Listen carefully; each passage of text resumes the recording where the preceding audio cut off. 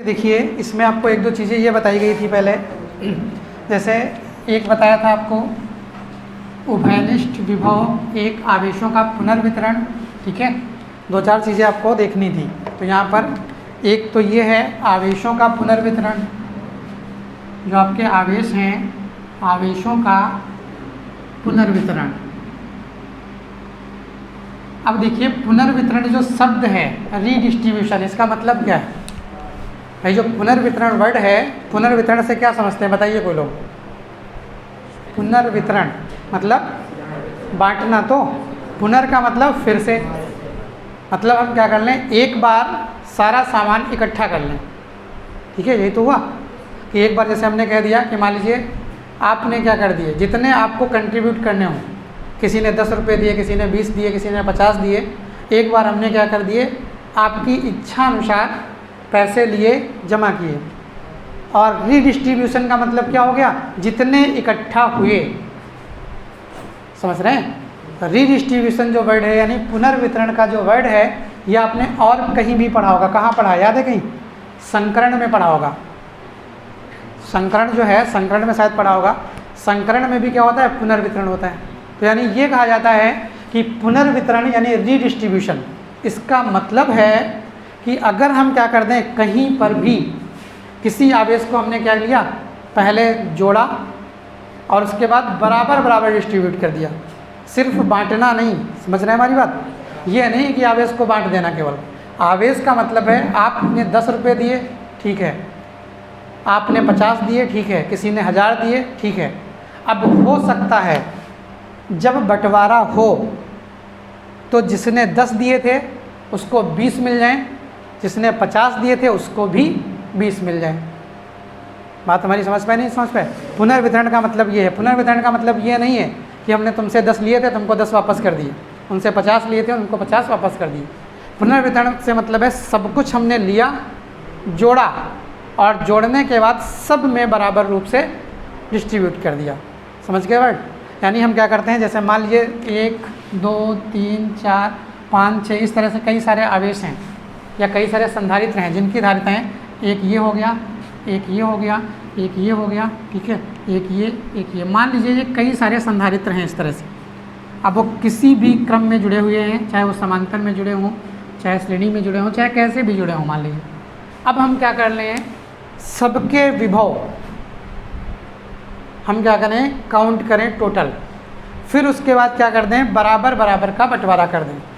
तो उसको हम क्या कहेंगे, ठीक है, पुनर्वितरण कहेंगे। आवेश जोड़ा, बंटवारा कर दिया, आवेशों का पुनर्वितरण।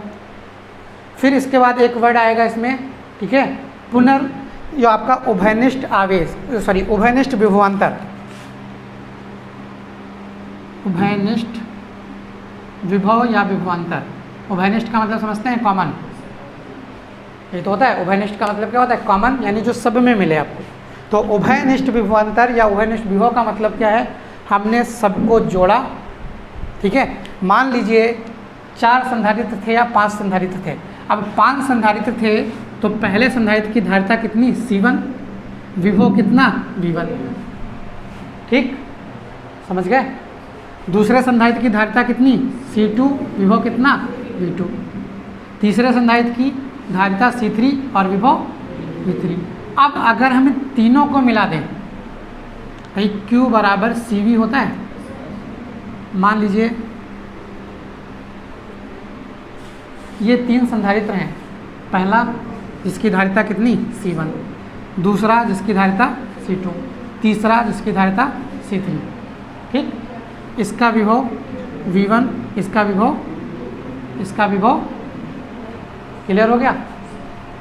अब ये है मान लीजिए इसका V1, इसका V2, इसका V3। अब अगर हम क्या करेंगे, इनको, ठीक है, अगर इनका कॉमन निकालने की कोशिश करें हम, तो जब इनका हम कॉमन निकालेंगे तो क्या आएगा, C1 V1 plus C2 V2 plus C3 V3। ये कैसे आया भाई? इसका आवेश टोटल क्या हो गया, Q, इसका भी Q, सबका वही होगा। अब बराबर क्या आएगा, Q आएगा, Q बराबर ये तो आएगा। Q की जगह हम क्या रख दें, CV रख दें। ठीक है। और ये C क्या है, अलग अलग है, तो C की जगह हम चाहें तो C1 plus C2 plus C3 into we, यही तो होगा कॉमन भी। बात हमारी समझ पा रहे हैं, नहीं समझ पा रहे हैं?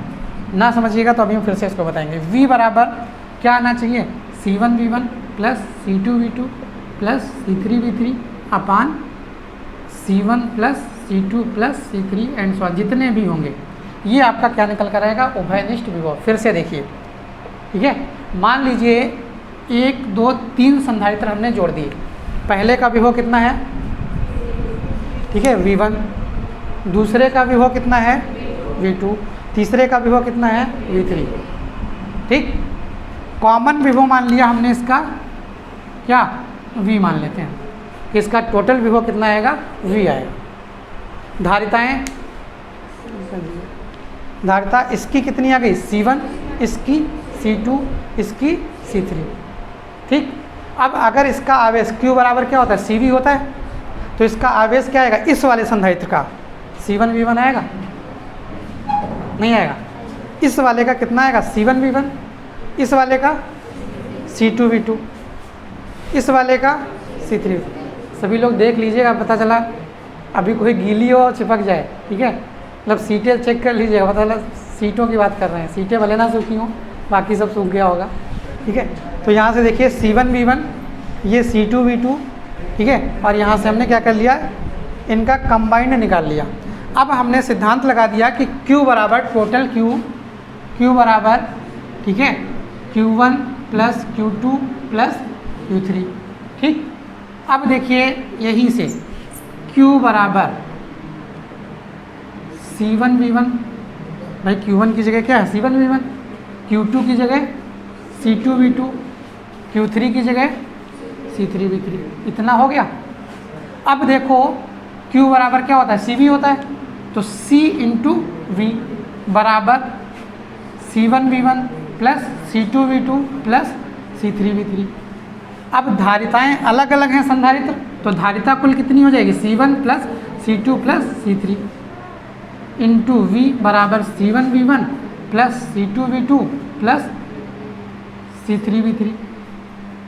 ठीक है, तो V निकालेंगे तो C1 V1 plus C2 V2 plus C3 V3 अपान C1 plus C2 plus C3। ये क्या आ गया, हमारा कॉमन विभव आ गया। ये विभव अब ऐसा आया है जो सब पर होगा। जब हमने संयोजन कर दिया तो सभी पर क्या होगा, यही विभव होगा। क्लियर हो गया, ये आपको लिखने की ज़रूरत नहीं है कहीं। अब हमने क्या कर दिया, ये तो कॉमन विभव निकाल लिया। अब अगर हम ऊर्जा में हानि निकालना चाहें, समझ रहे हैं, ऊर्जा में हानि, तो देखिए ध्यान से देखिएगा, पहले संधारित्र की ऊर्जा कितनी, ऊर्जा का फार्मूला बताइए कोई लोग, संधारित्र वाला बताइएगा, C और V से रिलेटेड जो आए थे, हाँ हाफ CV², लग रहा सब भूल गए एक सप्ताह में, ठीक है। U बराबर क्या था, हाफ CV², ठीक है। फर्स्ट ईयर वाले बेचारे बड़े परेशान थे, लेकिन जब अंदर घुसे तो कहा नहीं किसी ने क्यों छुट्टी करी थी 7 दिन। पहले बहुत परेशान थे कि इतने दिन की छुट्टी हो जा रही है। अब यहाँ से देखिए U बराबर क्या आ गया, हाफ CV² आ गया। अब यहाँ से U बराबर हाफ CV² आ गया, मतलब अगर पहले संधारित्र की ऊर्जा कहें तो U1 बराबर हाफ C1 V1², दूसरे संधारित्र की हाफ C2 V2², तीसरे संधारित्र की इसी तरह से आएगी। कुल ऊर्जा अगर निकालें हम तो कुल ऊर्जा बराबर कितनी आएगी, half C1 V1² plus half C2 V2²। देखिए देखते जाइएगा, जहाँ आपको डाउट लगे तुरंत पूछ लीजिएगा। कुल ऊर्जा यही तो होगी, क्या और होगी, हाफ C3 V3², ये हो जाएगी। अब जब हमने सबको एक साथ मर्ज कर दिया है तो विभव अभी आपने निकाला है, अरे अभी आपने निकाला है, नहीं निकाला है, जब सबको जोड़ देंगे तो विभव क्या हो जाएगा, कॉमन हो जाएगा। ठीक, तो तब भी अगर बात करेंगे हम तो C1 plus C2 plus C3 या C1 V² plus C2 V² plus C3 V², बात तो वही आएगी। V² कॉमन ले लेंगे, C1 plus C2 plus C3 bracket में V², नहीं तो यहाँ से क्या निकल कर आएगा, जो आपका जब यहाँ से देखा हमने तो C1 plus C2 plus C3 और V² और ठीक है, ये पहले की आई, ये बाद की आई, सॉरी ये पहले की और ये वाली बाद की।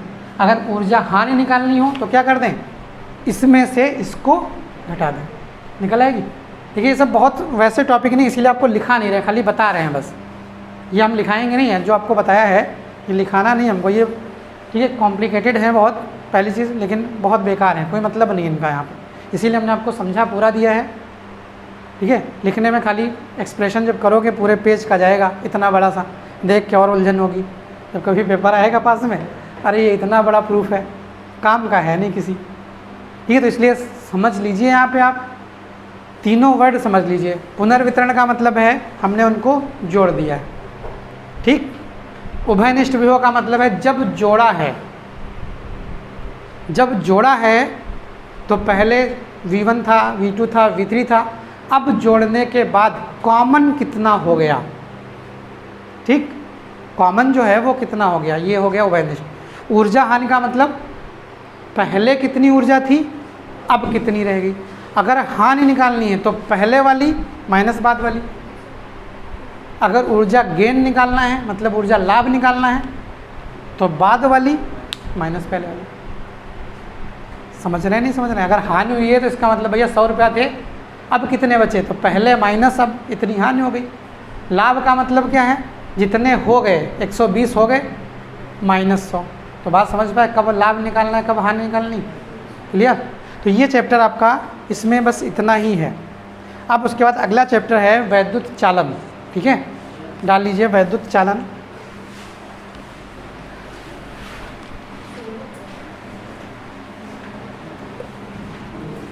अरे भी एक चैप्टर बचा है, कर ही लीजिए इसको, ठीक है, तभी फिर सवाल लगवाएं बीच में। ठीक है, वैद्युत चालन तो अभी तो आपको जानते हैं, पहले तो सुनना होगा थोड़ा बहुत कहानी। ठीक है, तो देखिए चालन, चालन वर्ड समझते हैं क्या होता है? चालन का मतलब समझते हैं? जैसे आपने हो सकता है कहीं देखा हो ऊष्मा, फर्स्ट ईयर में थी, पढ़ी है कि नहीं पढ़ी? ऊष्मा थोड़ी बहुत पढ़ी है। बताइए ऊष्मा प्रवाह की कितनी विधियां होती हैं? अरे ऊष्मा कैसे कैसे बहाई जा सकती है एक जगह से दूसरे जगह पर। ठीक है, साइंटिफिक नहीं पूछ रहे हैं आपसे फिजिक्स वाला कि जैसे अभी पूछ दिया कितनी विधियां होती हैं तो आप चौंक गए होंगे। ठीक है, थोड़ा सा साइंटिफिक नहीं पूछ रहे हैं, हम ये पूछ रहे हैं ऊष्मा कितनी तरह से एक जगह से दूसरी जगह भेजी जा सकती है। हम ऐसा क्या करें, ये मान लीजिए यहाँ पर कोई गर्म चीज़ रखी है तो आप तक पहुँचनी है, किस किस तरह से जा सकती है, किस किस तरह से, क्या क्या करें हम? आप अपनी देसी भाषा में बताइए, वहाँ सब्जेक्ट की भाषा नहीं पूछ रहे हम, कैसे जा सकती है। कोई देखिए अभी आप बताइएगा, एक रॉड हो बहुत गर्म, समझ रहे हैं, रॉड बहुत गर्म हो, क्या आप तक आग आएगी? और अगर छू लेंगे तो लगेगी। तो एक तो ये प्रोसेस हो गया पक्का। दूसरा प्रोसेस, जाड़ों में आग तापते हैं, क्या आग को छूते हैं? गर्मी लगती है कि नहीं लगती? लगती है ना, दूसरा वो प्रोसेस। तीसरा प्रोसेस, अभी धूप में खड़े हो जाए, गर्मी लगे कि नहीं लगेगी? तो क्या सूर्य यहाँ है पड़ोस में? तो ये 3 प्रोसेस हुए ना, हुए कि नहीं हुए 3? अब इनको फिजिक्स वाले में आप रिलेट कर दीजिए। तो जब ये होता है, जैसे ये चीज़ गर्म है, जब हम इसको छूते हैं और इधर से ऊर्जा इधर ट्रांसफ़र होने लगती है, इस घटना को हम चालन कहते हैं। समझ रहे हैं? चालन का मतलब क्या है, दोनों चीज़ों को संपर्क में आना जरूरी है। समझ रहे हैं? चालन में जब एक गर्म वस्तु के संपर्क में कोई दूसरी वस्तु रखी जाती है तो ऊष्मा का ट्रांसफ़र गर्म वस्तु से किधर होने लगता है, ठंडी वस्तु की ओर होने लगता है। और कब तक होता है? जब तक दोनों के ताप बराबर नहीं होते। ये कौन सी विधि है? चालन। संवहन का मतलब है, अगली होती है संवहन।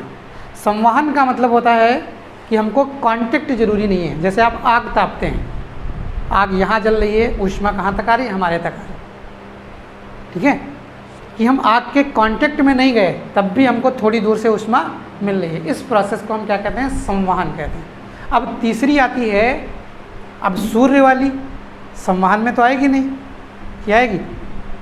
थोड़ी दूर होता तो मान लेते, मान लो जहाँ आपका स्कूल है यहाँ पे सूर्य रखा होता और यहाँ तक गर्मी आ रही होती तो लगता हाँ चलो ठीक है मान लो भाई, लेकिन अब थोड़ी दूर तो नहीं है, तो इसका मतलब वहाँ से जो ऊर्जा आ रही है वो संवहन के थ्रू तो होगी नहीं, कि होगी? वो किसके थ्रू होगी? विकिरण के थ्रू। वर्ड होता है विकिरण। विकिरण कब लगता है? जब किसी वस्तु का ताप बहुत ज़्यादा हो जाता है। जब किसी वस्तु का ताप क्या होगा? बहुत ज़्यादा हो जाएगा तो वो वस्तु क्या करती है? विकिरण उत्सर्जित करती है, और उस विकिरण के थ्रू हम तक कुछ ऊर्जा पहुंचती है। क्लियर है? यही यहाँ पर है कि आवेश की अगर हम बात करते हैं तो आप प्रवाह की बात करते हैं, तो यहाँ पर अब यहाँ पर दूसरी चीज़ें तो होंगी नहीं। कौन है? आवेश है। तो यहाँ पर कौन हो सकता है? केवल चालन ही तो हो सकता है कि संवहन और विकिरण करा देंगे। अगर आवेशों में संवहन और विकिरण होने लगा तो बताया तो है आपको कई बार हमने, क्या होगा?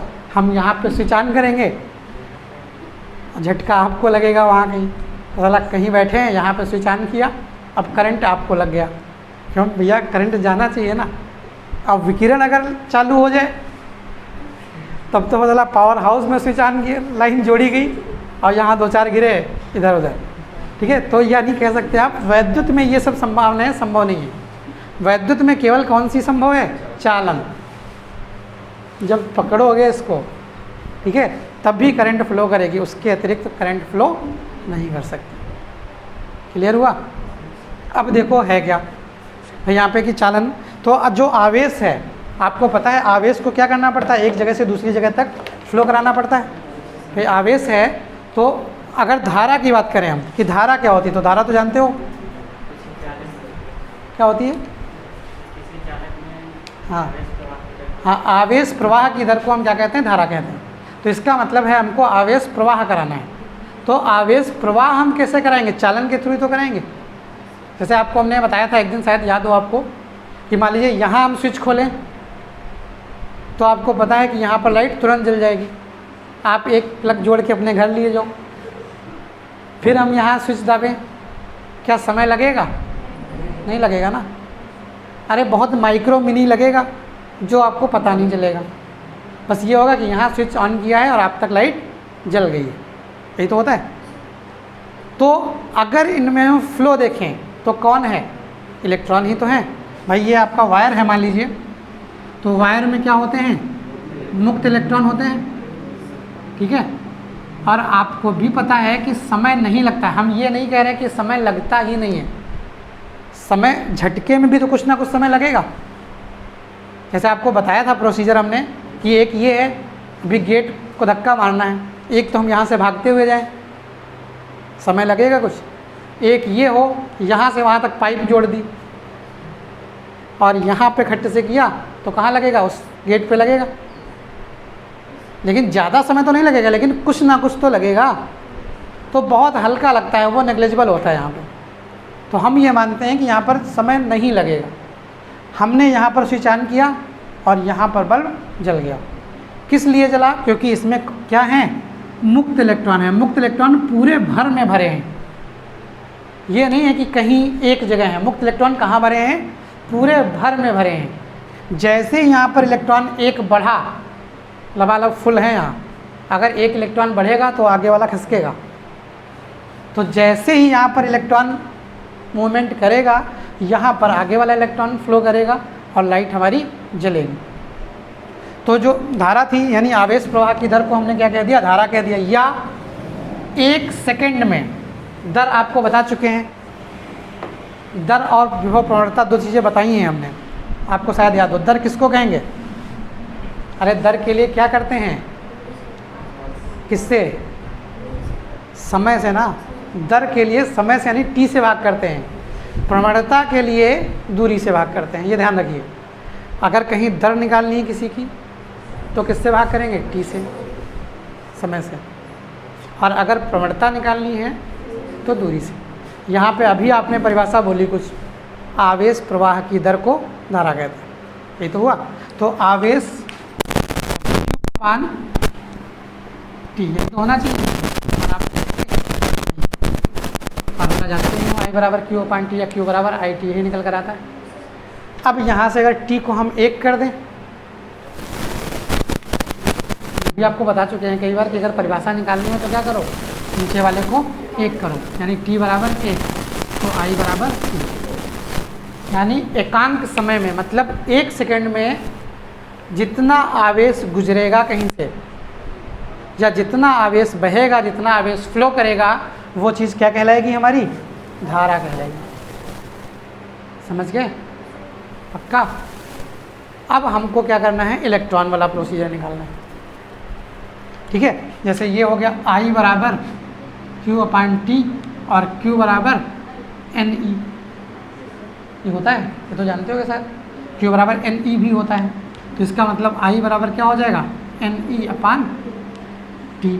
1 सेकेंड में कितने इलेक्ट्रॉन प्रवाहित होंगे अगर धारा 1 हो, अगर 1 एम्पेयर की धारा हो तो उसमें 1 सेकेंड में कितने इलेक्ट्रॉन प्रवाहित होंगे, 1 रख दो, बराबर n पता नहीं कितने होंगे, E का मान 1.6 × 10⁻⁻⁻T यानी 1 सेकेंड, तो n बराबर निकल आएगा 1/1.6 × 10⁻⁻19। सॉल्व करिए। ठीक है, तो इसको सॉल्व करेंगे तो ये 2 जीरो बढ़ाएं या 1 जीरो बढ़ा लो तो 16 कर सकते हैं। अब अगर 1 जीरो बढ़ाओगे और तो 16 छक्का 96, या इसको देखेंगे तो 0.625 ये तो आएगा। हल करके देख लीजिएगा भाई। अरे 16 छक्का 96 होता है, 0.6 आएगा, 110 है ना, तो 0.625 × 10⁻19 ऊपर ले जाओगे कितना, प्लस का 19। अब 6.25 × 10⁻, अगर इधर ले गए बताइए क्या होगा, 18, पावर 18 की 20। हाँ, आगे ले जाओगे तो क्या होगा, 18 ही तो होगी। इसका मतलब है 10 से गुणा किया, 10 से भाग किया सीधे सीधे, तो इसका मतलब 10⁻18, यानी 1 सेकेंड में या 1 एम्पेयर की जो धारा है, समझ रहे हैं, उसमें जो आवेश यानी कितने इलेक्ट्रॉन प्रवाहित होंगे, तो कितने 6.25 × 10⁻18 इलेक्ट्रॉन प्रवाहित होंगे। क्लियर? अगर 1 सेकेंड में कहीं से भी 6.25 × 10⁻18 इलेक्ट्रॉन अगर फ्लो कर रहे हैं कहीं से, तो इसका मतलब है उसमें धारा कितनी बह रही है, 1 एम्पियर की धारा बह रही है। ठीक है, अब इसके बाद अगले टॉपिक है आपका धारा घनत्व है और गैसों में चालन। चालन तो अभी बताया है, बार बार क्या बताया है, ठीक है, चलिए थोड़ा बता देंगे। अब है धारा घनत्व। तो देखिए, धारा शायद आप जानते होंगे कैसी राशि है, धारा बताइए कैसी राशि, सदिश की अदिश,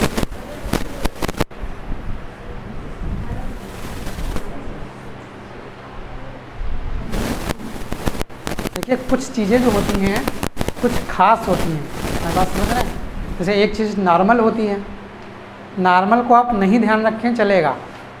जैसे केमिस्ट्री में हमने आपको पढ़ाई होंगी बहुत सी चीज़ें, अगर आपने ध्यान दिया हो, आपको एक कॉपर और एक क्रोमियम अपवाद स्वरूप पढ़ाए गए होंगे इलेक्ट्रॉनिक विन्यासों में, तो वो तो आपको ध्यान ही रखने हैं कि उस पर भी आपने जनरल नियम लगा दिया गड़बड़। तो अब अगर यहाँ पे आप देखें तो जो धारा है थोड़ा सा अपवाद है, इसलिए आपको धारा के बारे में ज़रूर ध्यान रखना है, ये आगे भी ध्यान रखिएगा। अब देखिए, वैसे होती क्या सदिश सदिश हैं, सदिश और अदिश किनको कहते हैं, जिसमें हाँ सदिश दिशा सहित, यही तो, अदिश मतलब दिशा रहित। तो सदिश परिमाण तो दोनों में होगा, परिमाण की तो बात ही नहीं, खाली दिशा की बात कर रहे हैं। सदिश का मतलब है जिसमें परिमाण के साथ साथ कौन होता है, दिशा भी होती है। ठीक है, क्या कहलाती है, सदिश कहलाती है। जिसमें केवल परिमाण होता है, दिशा नहीं होती, क्या कहलाती है, अदिश कहलाती है। तो अब धारा आप जानते हो दिखाई तो जाती है, सर्किट है, सर्किट में धारा दिखाई जाती नहीं दिखाई जाती, ऐसे बह रही, तो इसके पास दिशा है कि नहीं है, अरे दिखाई तो जा रही है तो भैया दिशा होगी यार, जाहिर सी बात है। जब तक आप दिशा नहीं दिखाओगे तब तक पता कैसे चलेगा फ्लो किधर से किधर हो रहा है। और आप शायद ये भी जानते हो, जिधर धनावेश चलता है, धन आवेश जिधर चलता है, धारा उसी दिशा में चलती है, और ऋण आवेश या इलेक्ट्रॉन जिधर चलता है, धारा उसके विपरीत दिशा में चलती है।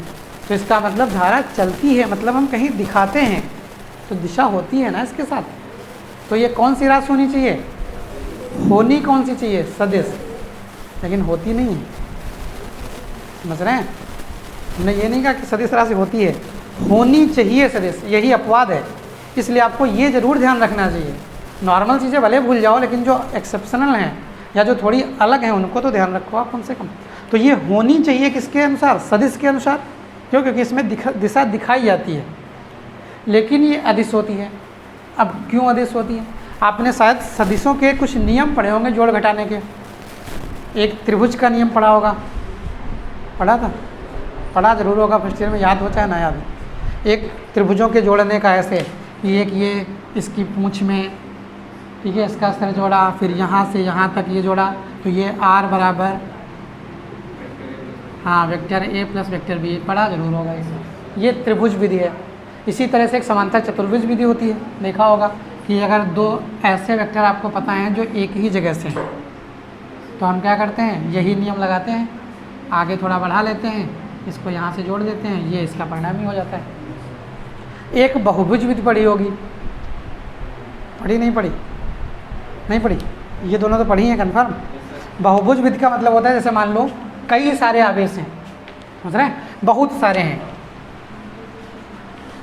एक हो गया, ठीक है, दो हो गए, तीन हो गए, चार हो गए, पाँच हो गए, छः हो गए, सात हो गए, मान लो इस तरह से हैं।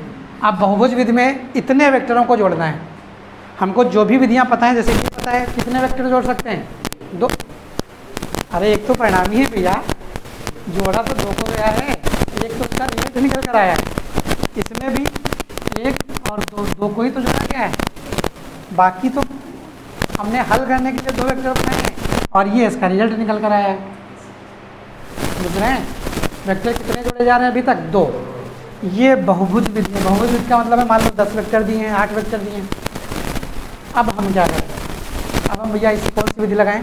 तो देखिए इसमें ये होता है, जैसे यही है, मान लो यही वेक्टर है, दूसरा वेक्टर, ठीक, तीसरा वेक्टर, चौथा वेक्टर, पांचवा वेक्टर, छठा वेक्टर, कहीं लगा दो आप, इतने सारे। अब परिणामी होना तो यही चाहिए कायदे में कि यहाँ से इसको जोड़ दो, यही तो परिणामी होना चाहिए। होना चाहिए कि नहीं होना चाहिए? होगा भी यही, लेकिन कैसे होगा, अब ये समस्या का विषय है। तो इसमें भी कोई बहुभुज विधि होती नहीं है कायदे में, वो वही त्रिभुज विधि है। ये दो हैं, त्रिभुज बनाया, परिणामी निकल आया, इनका काम खल्लास भाई, इनका काम खत्म। अब क्या किया? एक वेक्टर ये मिला, एक वेक्टर ये मिला, इनका परिणामी निकाल दिया, अब इनका काम खत्म। समझ रहे हैं? देखिए कोई अलग विधि नहीं बता रहे आपको, वही विधि है। ये दो वेक्टर बच्चे, ये परिणामी, ये कुछ B C D E F जो भी हो, इसको जोड़ दिया तो इनका काम खत्म। अब जो ये बचे इसको हटाया, सीधे यहाँ पे जोड़ दिया, हो गया। अब एक ये और एक ये, इसको हटाया, सीधे यहाँ से जोड़ दिया। अब देखिए फाइनली एक वेक्टर ये बचा, एक वेक्टर ये बचा, तो इसका परिणामी यही तो आएगा। तो ये आर बराबर जो भी था ए प्लस बी प्लस सी, जितने भी थे डी ई एफ, इसको क्या बोलते हैं? बहुभुज विधि बोलते हैं। समझ रहे हैं? परिणामी निकल कर वही आता है, बस फ़र्क इतना है कि कहाँ से निकल कर आएगा, क्या ये हमें जानना जरूरी होता है। तो वेक्टर जो हैं, वेक्टर यानी सदिश राशियाँ, हम उनको कहते हैं जो इन नियमों का पालन करती हैं। मतलब दिशा वाली बात तो आपने, वो थ्योरी की बात हो गई, उसको तो रखे ही रखे हैं हम। इसके साथ में हम ये भी ध्यान दे रहे हैं, समझ रहे हैं? इसके साथ में हम ये भी ध्यान दे रहे हैं कि जो सदिश राशियाँ होंगी वो क्या करेंगी? इन नियमों का भी पालन करेंगी। यानी हमको उनको सदिश के जोड़ घटाना के नियम से जोड़ना और घटाना पड़ेगा। समझ गए क्लियर? लेकिन जो धारा है उसमें दिशा तो होती है, लेकिन वो इन नियमों का पालन नहीं करती है। उसको साधारणतया जैसे कोई संख्या जोड़ते हैं, उसी तरह से सामान्यतः बीजगणित के नियमों से हम क्या कर लेते हैं? जोड़ देते हैं। जैसे मान लीजिए 4 धाराएं आई, कहीं मान लो 4 धाराएं, ठीक है, ये ठीक है, ये मान लीजिए ये है, ठीक, 4 5 6 जितनी भी हैं, ये I1 मान लो, ये I2 मान लो, ये I3 I4 I5 I6, बहुत हो गई यहाँ पे, तो I8 8 हो गई 4 की जगह। अब देखिए इसमें एक पॉइंट फिक्स कर लो आप, चाहे बाहर आने वाला और चाहे अंदर जाने वाला। बात हमारी समझ पाए? बाहर आने और अंदर जाने वाले से मतलब समझ रहे हैं? ये बाहर को निकली हैं, इसको अगर हम प्लस मान लें तो ये क्या होगी? ज़बरदस्ती माइनस। मतलब ये जब बाहर वाले को हमने अभी प्लस माना है तो ये भी क्या होगी? प्लस। ये हाँ ये माइनस होगी। भाई एरो तो देखो किधर है, इसमें बाहर निकल रहा है, इसमें अंदर जा रहा है। ये माइनस, ये हो गई। अब इनको बस चिन्ह से जोड़ घटा दो, सबको जोड़ दो। I1 ठीक है, प्लस जितनी भी हों सबको जोड़ दो, चिन्ह सहित जोड़ दो बस। ये I1 प्लस की है, जोड़ दिया। I2 प्लस की है, जोड़ दिया। I3 प्लस की है, जोड़ दिया। I4 प्लस की है, जोड़ दिया। I5 माइनस की है, प्लस माइनस I5 ठीक। I6 भी माइनस की है, प्लस I6 हो गया। I7 प्लस की है और ये I8 हो गया। अब जोड़ोगे तो चिन्ह तो आपको पता है होगा। तो इसका मतलब है साधारणतया, मतलब कोई हमको नियम नहीं लगाना पड़ा, जैसे सिंपल सा जोड़ घटाना करते हैं उसी जोड़ घटाने से हमारा ये सॉल्यूशन क्लियर हो गया। इसलिए क्या करते हैं, धारा जो होती है वो सामान्य इन नियमों का पालन नहीं करती है, ठीक है। इसीलिए हम क्या कहते हैं, इसको सदिश नहीं गिना जाता है, बल्कि क्या गिना जाता है? अदिश। ध्यान रहेगा कि धारा कैसी राशि है? अदिश राशि है। जबकि हो सकता है कभी पूछ ले कि धारा में दिशा तो होती है, आप जब भी सर्किट बनाते हो तो दिशा तो सबसे पहले दिखाते हो, और कहीं भले दिशा ना दिखाओ, हो सकता है सदिश राशियों में दिशा ना दिखाओ, लेकिन धारा में तो दिखानी पड़ेगी। दिशा दिखाते हैं फिर भी वो कैसी अदिश राशि है। क्यों? क्योंकि वो जो इसके नियम है वेक्टर के जोड़ने घटाने के, त्रिभुज चतुर्भुज बहुभुज, इन विधियों का पालन नहीं करती। क्लियर हो गया? अब आता है धारा घनत्व। अब देखो भाई, घनत्व का मतलब जानते होंगे, किसी एक निश्चित जगह पर कितना परमाणु है। अगर आयतन ले लिया तो उसका आयतनात्मक घनत्व हो गया, क्षेत्रफल ले लिया क्षेत्रफलीय आपका, ठीक है, पृष्ठीय घनत्व हो गया। एक लाइन ले ली तो क्या हो गया? रेखीय घनत्व हो गया। शायद गॉस की प्रमेय, ठीक है, अब हो सकता है कुछ लोगों ने पढ़ी नहीं है यहाँ, उसमें आपने देखा होगा जो गॉस की प्रमेय हमने आपको पढ़ाई थी, उसमें 3 तरह के आवेश मेनली कहे गए थे। एक दो बार और बताया भी होगा। एक रेखीय आवेश घनत्व, हम सुना था रेखीय आवेश घनत्व, जिसको क्या कहते थे? बोलिए, किससे रिप्रेजेंट करते हैं? भगवान, लैम्डा को Q/L। अभी बता रहे हैं सब आपको।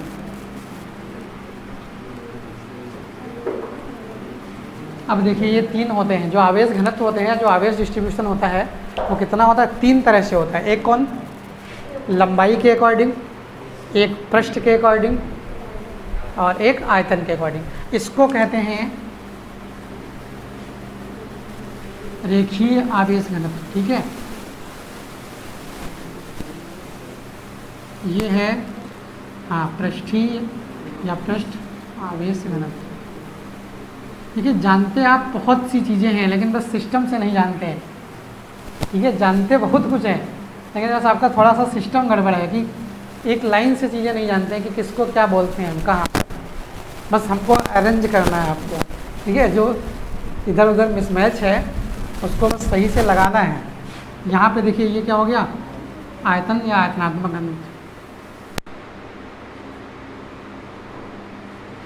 मतलब अगर हम क्या कर दें, इस पर आवेश प्रवाह करा दें तो क्या निकल कर आएगा? रेखीय आवेश घनत्व निकल कर आएगा। रेखीय का मतलब है सरल रेखा है, लंबाई से भाग कर दो केवल आवेश को, घनत्व निकल आएगा।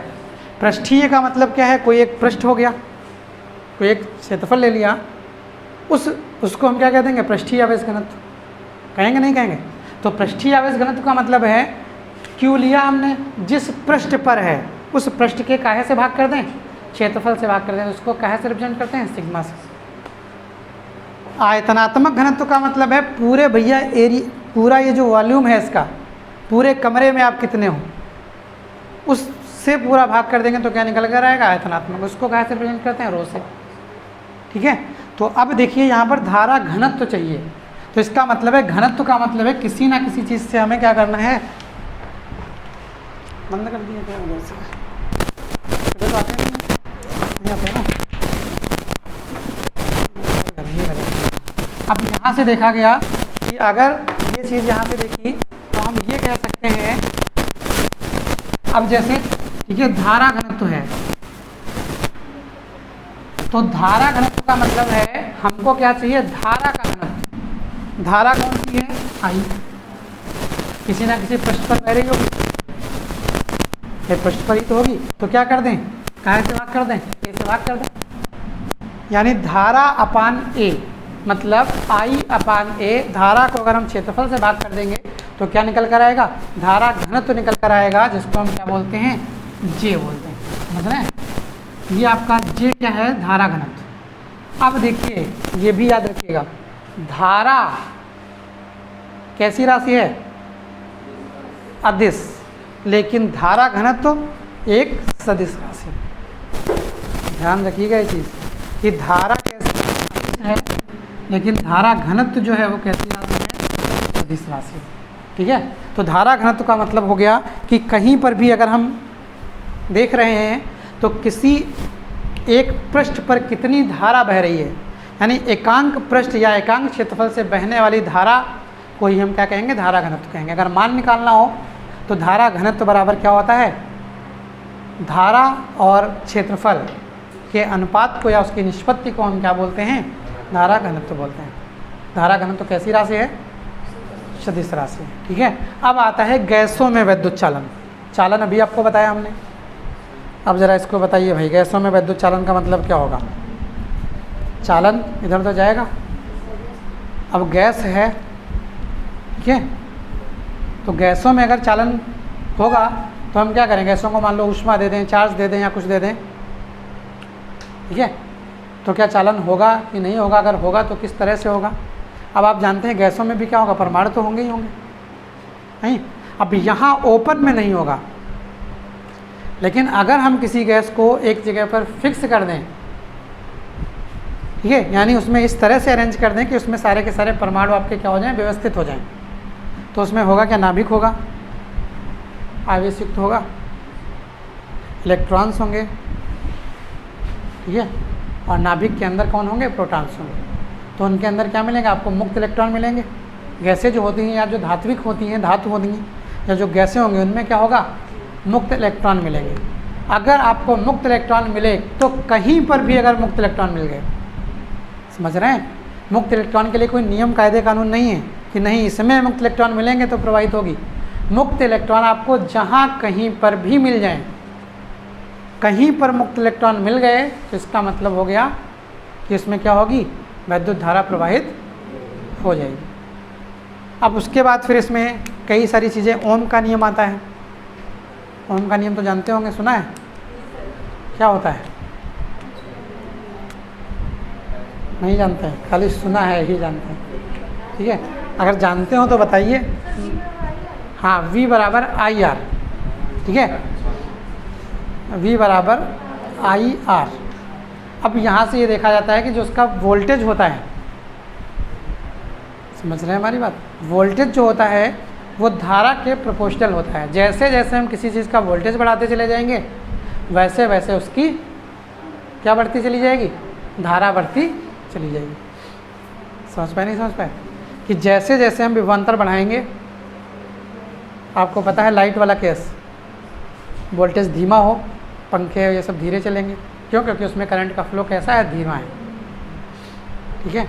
अगर क्या कर दें हम, मान लीजिए अगर कहीं पर, ठीक है, उसी का फ्लो हम बढ़ा दें, फ्लो बढ़ाने का मतलब है हम वोल्टेज बढ़ा दें।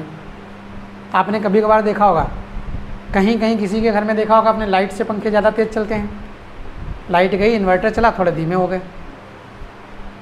और ज़्यादातर जगह ऐसा होता है कि लाइट से धीमे चलते हैं, इन्वर्टर से तेज़ चलते हैं। क्यों? क्योंकि इन्वर्टर तो फिक्स निकालेगा, जो इन्वर्टर निकालेगा तो इन्वर्टर तो फिक्स 220 240 निकालेगा, नहीं, जो करंट आ रही है वो कोई ज़रूरी नहीं है कि 220 240 इस तरह से कोई करंट आ रही है। भाई करंट का तो फिक्स नहीं है, करंट 180 भी हो सकती है, नहीं, 200 भी हो सकती है, 220 भी हो सकती है, 240 भी हो सकती है, हो सकता है वोल्टेज हाँ 260 भी आ जाए, कभी कभार ज़्यादा हो जाता है 300 भी आ गया। तो तभी आपने कुछ इंस्ट्रूमेंट पहले देखे होंगे, पहले के जो इंस्ट्रूमेंट हुआ करते थे, फ्रिज देखी होगी आपने, तो फ्रिज के ऊपर एक इतना बड़ा स्टेबलाइज़र रखते थे, या टीवी देखी होगी, टीवी में कितना बड़ा स्टेबलाइज़र, जब वोल्टेज कम हुआ खट पट शुरू कर दिया मैंने, देखा है, वोल्टेज बढ़ा दो, बढ़ गया, अरे 200 पहुंच गया, 200 के ऊपर हो गया, वोल्टेज धीमा करो। तो इसका मतलब क्या है, टीवी का जो कंट्रोलर था वो कौन था, स्टेबलाइज़र जो रखा हुआ था, उसमें इनबिल्ट कुछ नहीं था, ज़्यादा आ गया आपने ध्यान नहीं दिया तो फूक भी जाएगी टीवी, ठीक है, अगर कम आया तो चलेगी नहीं। लेकिन आजकल की जो हैं, चाहे फ्रिज ले लीजिए आप, रेफ्रिजरेटर, चाहे टीवी ले लो, उनमें उन्होंने खुद एक मानक तैयार कर दिया है। खुद एक का मतलब है, मान लो कोई टीवी है, अब टीवी को उन्होंने खुद एक मानक पे फिक्स कर दिया कि भैया मान लो 100 से 300 तक है, मान लीजिए 100 से 300 वोल्ट तक है। अब इसका मतलब हो गया 100 वोल्ट लाइट आएगी तब भी टीवी चलेगी, पता चला बल्ब नहीं जल रहा है, टीवी चल रही है, टीवी से मतलब जो एलईडी वाली होती है। अब ये वाली टीवी नहीं चलेगी क्योंकि उसमें सिद्धांत अलग होते हैं, बताए हैं आपको कई बार, 3 तरह की होती हैं। तो ये आपका जो है चलेगा 100 पर भी। लाइट बहुत तेज़ हो गई 300 तब भी चलेगा, 300 से ज़्यादा हो गई अपने आप बंद, फूकने उकने का चांस नहीं, ये होता टीवी जल गई। तो स्टेबलाइज़र उनके अंदर ही फिट है, इनबिल्ट स्टेबलाइज़र है। यही हाल फ्रिजों में होता है आजकल। आजकल जो फ्रिज आ रही है इन्वर्टर टेक्नोलॉजी की, ठीक है, ऐसी आ रही हैं कि आपके एक CFL के बराबर लाइट खाती है, तो आपका एक CFL है उसके बराबर। तो आजकल आती हैं इन्वर्टर से चलने वाली, कि इन्वर्टर से भी फ्रिज चलती हैं, ठीक है। तो ये क्या है, फ्रिज तो काफ़ी बड़ा सा होता है, बड़ी बड़ी फ्रिज है, छोटी नहीं। अब पता चला पहले के ज़माने की छोटी फ्रिज नहीं चल पा रही है और इस समय डबल डोर वाली इन्वर्टर से चल रही है, ठीक है। तो इसका मतलब है अब क्या है, स्टार रेटिंग आपने एक सुना होगा, शब्द सुना है, स्टार रेटिंग आपको डिफाइन करता है कि कितनी एनर्जी खर्च होगी। अब हो सकता है आपने एक चीज़ नोटिस करी हो, यहाँ पर एक पंखा रखा रहता छोटा सा, कभी नोटिस किया है? टेबल पे एक वाइट कलर का पंखा था, उसके बाद फिर नीचे रख दिया था, इतना छोटा सा था, उसको कभी चलाते नहीं देखा होगा आपने, समझ रहे हैं, कभी चलता नहीं था। अब ऐसा नहीं है कि वो जब लाए थे तभी से ऐसा था, चलता नहीं था, तो हम ले तो आए उसको। अब वो किसी अच्छे खासे ब्रांड का नहीं था, हमने उससे कहा तो उसने छोटा समझ के कह दिया भैया बहुत कम लाइट खाएगा, और उस पर लिखा भी वही था, कायदे में हमें क्लेम कर देना चाहिए था, उस पर लिखा भी ये था कि 20 वोल्ट से चल जाएगा ये, या सॉरी 20 वाट एनर्जी लेगा। हमने सोच के ले आए, समर कूल का था। अब यहाँ लेके आए, पता चला उसको लगा दें तो जैसे इतना सब चल रहा है, सब कुछ चल रहा है, पंखे लगाओ खट्टे से इन्वर्टर बैठ गया। अब इसका मतलब है वो भैया 20-25 वाट का तो नहीं रहा होगा, 200 वाट का होगा। अब यहाँ आप देख रहे हैं 4 चल रहे हैं, क्यों? क्योंकि ये 45 वाट का ही है। अब ये बड़ा है, क्यों? क्योंकि ब्रांड है। वो क्या कर रही है, स्टार रेटिंग यही है कि क्या कर रहे हैं, इंस्ट्रूमेंट भले बड़ा हो, जो कुछ भी हो, लेकिन उसका वाट जो होगा वो क्या होगा, कम होगा। भाई अभी छोटा सा पंखा था, भला 100 वाट खा रहा है, ये बड़ा सा भी लग रहा है पंखा, तब भी कितने का, 40-45 वाट का। आप ऐसे ही कोई सीलिंग फैन ले आइए छत वाला, नॉर्मली 75 से 100 वाट तक के होते हैं। हेवेल्स का लीजिए आप, 40-45 वाट का मिल जाएगा आपको। एग्जॉस्ट नाम सुना होगा, लगे होते जो, उसमें तो एग्जॉस्ट वाला फ़ैन लगा होता था बहुत बड़ा सा, तो वो देख के ही नाम लगता है 100, 200, 300 वाट का होगा, और होते भी थे ऐसे ही। अब हेवेल्स ने निकाल दिए, अब पता चला 50 वाट, 75 वाट, बहुत हद है। एग्जॉस्ट आ गए, वो भी इन्वर्टर से चल जाएंगे, वरना एग्जॉस्ट तो घूमता ही नहीं था पंखा, इन्वर्टर से तो घूमेगा ही नहीं। तो अब यानी कहने का मतलब है जो सिस्टम है ये इस तरह का अरेंज किया गया है कि पहली चीज़ तो ठीक है, स्टार रेटिंग इसीलिए बनाई गई कि हमारी जो इलेक्ट्रिसिटी है वो कम कंज्यूम हो, क्योंकि हमको खलता सबसे ज़्यादा है, एनर्जी ही तो नहीं है हमारे पास। भाई जो ऊर्जा के स्रोत हैं आप देख रहे हैं, डीजल पेट्रोल कुछ भी देखो कम होते जा रहे हैं, दिन पर दिन नहीं कम होते जा रहे हैं। तो हमारे लिए इस समय समस्या सबसे बड़ी कौन सी है? एनर्जी कंजर्वेशन, की एनर्जी ज़्यादा जा रही है। हम ऐसी चीज़ें ढूंढ रहे हैं कि जिसमें क्या हो, एनर्जी कम लगे। ठीक है, अब यहाँ पे जो आपको हम बता रहे थे गैस वाला प्रोसीजर, ठीक है, जो गैस वाला बताया, तो गैस वाले में आपको ये बता दिया कि भाई प्रवाह अगर होना है तो प्रवाह होने के लिए क्या चाहिए? मुक्त इलेक्ट्रॉन चाहिए। अगर कहीं पर आपको मुक्त इलेक्ट्रॉन मिल गए तो वो सारा का सारा फ्लो हो जाएगा। अब आपको बताया गया ओम का नियम, तो ओम का नियम यहाँ पे देखिए पूछा नहीं जाता इंटर में, वो हाई स्कूल तक ही सीमित था ज़्यादातर, यहाँ ऐसे ही कभी पूछ लिया गया तो पूछ लिया गया।